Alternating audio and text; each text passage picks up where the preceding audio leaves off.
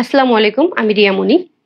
ইতিমধ্যেই হিরো আলম একটা কথা বলছে যে তার বাবার অসুস্থতায় আমি ছিলাম না। সম্পূর্ণই ভিত্তিহীন কথাটা। আমার প্রথম স্ত্রী সুমি আমার বিরুদ্ধে একদম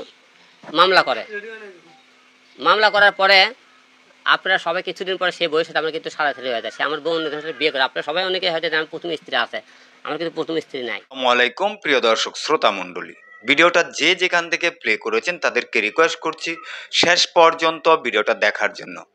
হিরো আলমের স্ত্রী রিয়ামণি এবার লাইভে এসে হিরো আলমকে নিয়ে এসব কি তথ্য দিলেন, যা শুনলে রীতিমতো আপনারা অবাক হয়ে যাবেন। সম্মানিত ভিউয়ার্স, আপনারা জানেন যে হিরো আলমের বাবা গত 1-2 দিন আগে মারা যায়। হিরো আলমের দাবি রিয়ামণি তার বাবার সেবা করে নাই, কিন্তু এবার যে রিয়ামণি লাইভে এসে তথ্য দিয়েছে কারটা সঠিক। সম্মানিত ভিউয়ার্স, আমি হিরো আলমের স্ত্রী রিয়ামণির মুখ থেকে কিছু গুরুত্বপূর্ণ আলোচনা শোনাচ্ছি হিরো আলমকে নিয়ে যে কথাগুলো বলেছে। প্রিয় দর্শক শ্রোতা মণ্ডলী, মূল ভিডিওতে যাওয়ার আগে বরাবরের মতো ছোট্ট করে রিকোয়েস্ট, যারা আমার চ্যানেলটি সাবস্ক্রাইব করেছেন তাদেরকে অসংখ্য অসংখ্য ধন্যবাদ। আর যারা এখন পর্যন্ত সাবস্ক্রাইব করেননি, রিকোয়েস্ট করছি আমার চ্যানেলটি সাবস্ক্রাইব করে আমার সাথেই থাকুন।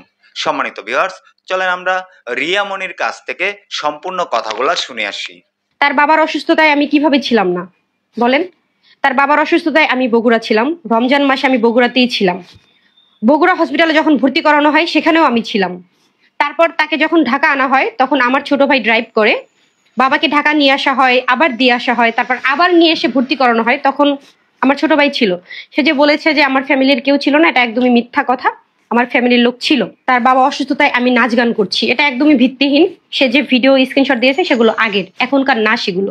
এখন আপনাদের মনে প্রশ্ন উঠতে পারে যে এই বিষয়টা কেন আসলো, সে আমাকে কেন ব্লেম দিচ্ছে।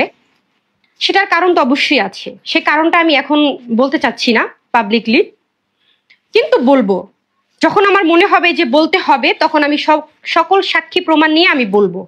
সে বলছে যে তার বাবার মৃত্যু হওয়ার পরও আমি তাকে দেখতে যাইনি। তার বাবার মৃত্যু হওয়ার পর যখনই আমি জানতে পারলাম তখনই আমার ছোট ভাই তাকে কল দিয়েছে। সে সরাসরি আমাকে হুমকি দিয়েছে আমার ছোট ভাইয়ের মাধ্যমে। তাকে বলেছে যদি আমি সেখানে যাই আমাকে সে মেরে ফেলবে। তো বুঝতেই তো পারছেন, একটা মানুষ যেখানে মারা গিয়েছে সেখানে আমি গিয়ে আসলে আরেকটা ঝামেলা করতে চাইনি বিধায় আমি যাইনি। আমার দ্বিতীয় বিয়ে হতে হিরো আলম তোমরা প্রথমে স্ত্রীর কাছে কেন যায় না, তুমি হলে আর এক স্ত্রী কেন থাকো? আমার কিন্তু কোনো কিছু নাই। আমার কারণ আমার বাবা, শোনেন, আমার বাবা মাকে যারা না দেখবি তাহলে আমার সেইরকম বহুত রাখার দরকার নাই।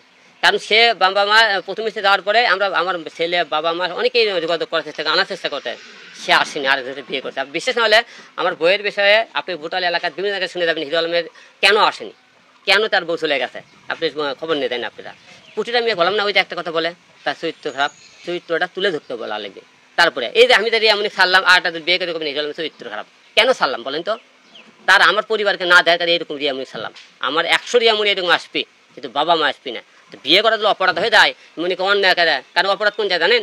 বইয়ের কথা শুনলে আপনি অপরাধী হবেন না। আমি বইয়ের কথাটা শুনি না, তাহলে আমি একটা বউলিয়ে তো সারা জীবন যন্ত্রণার মধ্যে থাকে, বাবা মাকে আমি হারিয়ে দেবো, বৃদ্ধাশ্রমে নিয়ে বউলে থাকে, তাহলে আমি ভালো হবো। আপনারা জানেন, আপনারা সবাই জানেন গতকাল আমার বাবা মারা যায়। মারা যাওয়ার পরে কালকে জানাজা সম্পন্ন হয়েছে। এই জানাজার সম্পূর্ণ হওয়ার মধ্যে কালকে সারাদিন আমি আমার বাবার মনে করেন জানাজা নিয়ে ব্যস্ত থাকার মধ্যে সারাদিন খালি নিউজ দেখতেছে হিরো আলম রিয়ামণিকে বয়কট এই বিষয়ে প্রচুর মনে করেন নিউজ দেখতেছে আমি। এবং তারই পরিপ্রেক্ষিতে রিয়ামণি রাত্রিবেলা সে লাইভ জাগো নিউজে একটা ইন্টারভিউ দিয়েছে এবং মনে করেন স্যার পেজে লাইভে আমার বিরুদ্ধে কিছু কথা তুলে ধরেছে। যেমন তিনি বলেছে যে হিরো আলমের বাবাকে আমি তার পাশে ছিলাম না, হিরো আলম মিথ্যে কথা বলেছে। সম্পূর্ণ এটা আমি নাকি মিথ্যে কথা বলছে, আমি না, রিয়ামণি মিথ্যে কথা বলেছে। কেমন করে মিথ্যে কথা বলেছে? যখন আমার বাবা রমজান মাসে সে এখানে ছিল, সবার পরে যেদিন আমি ঢাকায় নিয়ে যাবো, আমি ঢাকা হসপিটালে নিয়ে যাবো, সেই দিনে ঢাকা বগুড়া জিয়া রহমান মেডিকেল কলেজে সেদিন সে হসপিটালে কিছু ছবি তুলে সেদিন থেকে আমরা একদিন ঢাকায় নিয়ে যাই। নেওয়ার পর ঢাকায় এখান থেকে ডাইরেক্ট আমরা হসপিটালে নিয়ে যাই।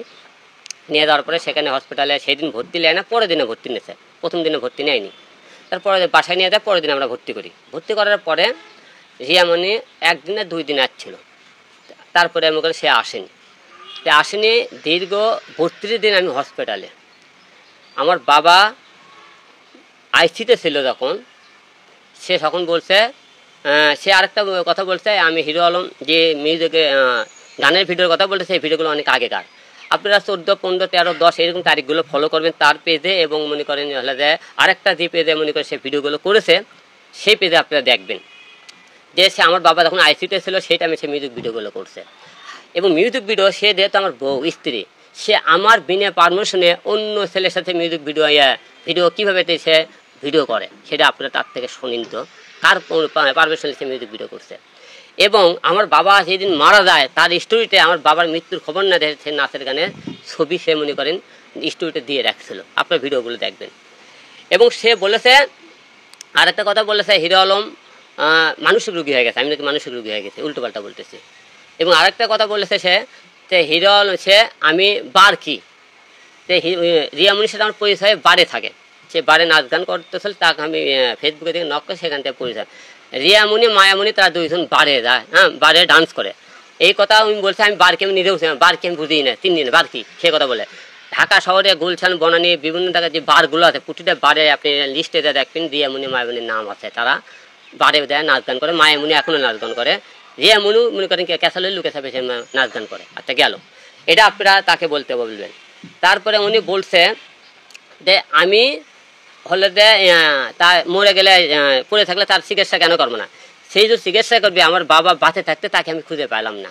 এবং বলতেছে আমি পড়ে থাকলে সে কেমন করে সেবা করবে। এবং আরেকটা বিষয় চিন্তা করবেন, সে বলেছে যে তার কে নাকি আমি মারার হুমকি দিয়েছি। আমার বাবা মারা গেল, আমি বাবাকে নিয়ে আমার ব্যস্ত, তার ভাই এখন ফোন দিয়েছে দিদি মারা যায়, যে বাতাউই বলে মারা গেছে সে কথা বলছে। তো মারা গেছে তোরা সেই খবর শুনে আমাকে ফোন দিছিস, 1 মাস ধরে পড়ে থাকলো তোরা আসলি না। এবং কোন পরিবারে বিয়ে করছে দেখেন, তার ভাই বোন বাবা সবাই মনে করেন সবাই বেঁচে থাকতেও তার মা তার বাবা এবং তার বোন কেউ কোনোদিন আমার বাবাকে এখন তো দেখতে আসলো না। তাকে এতেই বোঝা যায় তার শুধু হিরো আলমক দরকার, তার ফ্যামিলি দরকার নাই।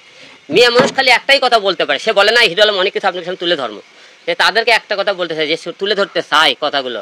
এই যে আমি মরার পরে আমাকে কোরআন, এই কোরআনকে শাকিলের কোরআন হাত দিয়ে ওকে বলবেন, কোরআন শরীফ হাত দিয়ে তুমি তো বলেছিলা যে আমি বারে যাই না কোনো দিন, তুই কোরআন শরীফ বলো তো। বা এবং তুমি তো বলছো যে ভিডিওগুলো আমার বাবা হসপিটাল থাকে যে ভিডিওগুলো করছিল আগের ভিডিও, তুই কোরআন শরীফ হাত দিয়ে বলো তো। তুমি যে বলেছো যে হিরো আলমের বাবাকে আমি সেবা করছি, তুমি কোরআন শরীফ হাত দিয়ে বললো, হ্যাঁ করতে বলছেন আপনি, বউর হসপিটাল ছিল একদিন আর ওইটি ঢাকা গেল, এতদিন গেল। এবং তুমি যদি কোনোদিন বলো যে হিরো আলম অন্য কোনো মেয়ে বিয়ে করছে এবং মনে করেন তার কোনো মেয়ের সহিত মনে করেন সম্পর্ক আছে, এইরকম কোরআন শরীফ হাতত নিয়ে কোন মেয়েকে আমি বিয়ে করছি, কার সাথে আমার কোন খারাপ সম্পর্ক আছে, তুমি এই জিনিসটাকে তুলে ধরো। কিন্তু এরকম বসে এর আগে মনে করেন তাকে অনেকবার মাফ করেছিলাম, সে আমার সাথে ক্যাসাল হলে অন্য ছেলেগুলো গান করে মদ খাই বাড়ে যায়। কোরআন শরীফ থেকে বলছিল আমি জীবনে মদ খাবো না, বাড়ে যাবো না। যে মেয়ে কোরআন শরীফ কেমন অপমান করে কথা বলতে পারে, সে আমার সাথে কি অন্যায় করতে পারে বলুন। এখন তার সাথে আপনার সবাই আমি বয়কট করছি, বয়কট মানে তার সাথে কোনো সম্পর্ক রাখবো না।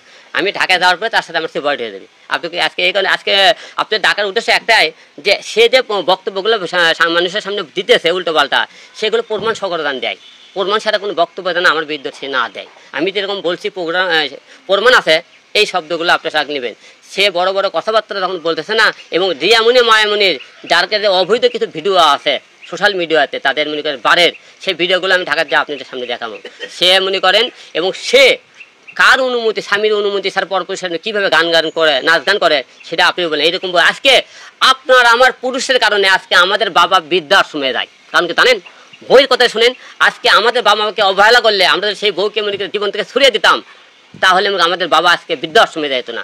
আজকে বৃদ্ধাশ্রমে আমাদের বাবা একটা কারণে যায়, আমরা বইয়ের গোলাম হয়ে চলি। বউ গেলে বউ পাবেন। আপনারা একবার কি ভাবছিলেন যে বাবা 10 মাস 10 দিন আপনি যে মা আপনি গর্ভধারণকে মানুষ করলো, আপনি বইয়ের কথা সেই বাবাকে বৃদ্ধাশ্রমে শুনতেন, সেই বাবার কথা শুনে বউলে আপনি আরেকজনের বাসায় আছেন, সেই বাবার কথা শুনে বউকে বাবা টেকা দেওয়ার বাবা মায়ের সাথে কথা বলতে হয়, আপনি যা লুকিয়ে মনে করেন হলে বাইরে আসে, বাবা মায়ের কিছু দিলে সেই বউ আপনি ঘর থেকে বের করে দেয়। আজকে আমাদের পুরুষের কারণে নারীরা একটাই দোষ দিতে পারে মেয়েদেরকে, তোর চরিত্র খারাপ, এই একটা কারণ তোর চরিত্রের কারণে আমি তোকে ডিভোর্স দিলাম। কিন্তু তাদের চরিত্র নিয়ে কথা বলবেন, আপনাদের কথা জনগণ বিশ্বাস করবে না, মেয়েদের কথাই বিশ্বাস করবে। আজকে আমরা অবহেলা শুধু মেয়েদের আজকে এই সমস্ত কথা সহ্য করে থেকে আজকে আমাদের বাবা মা আজকে বৃদ্ধাশ্রমে। আরে ভাই এইরকম 101টা মেয়ে যাবে, মেয়ে পাবেন, কিন্তু বাবা মা গেলে বাবা মা পাবেন না। সবাই একটা বার এই জিনিসটা নজরে রাখবেন। আমার কথায় যদি কোনো ভুল হয়ে থাকে এবং রিয়ামনি কোনো কথা মনে করেন সত্য প্রমাণিত করতে পারে, সম্মানিত ভিউয়ার্স, এই যে রিয়ামনির কাছ থেকে কথাগুলো শুনেছেন, রিয়ামনি যে কথাগুলো বলেছে সেই কথাগুলো কতটুকু যুক্তিসঙ্গত এবং কথাগুলো কতটুকু সত্য হতে পারে সেটা আপনারা মূল্যবান মন্তব্য কমেন্ট বক্সে কমেন্ট করে জানাবেন। এই ভিডিও থেকে আমি বিদায় নিতে যাচ্ছি। পরবর্তী কোনো একটা ভিডিওতে আপনাদের সাথে দেখা হবে। আসসালামু আলাইকুম।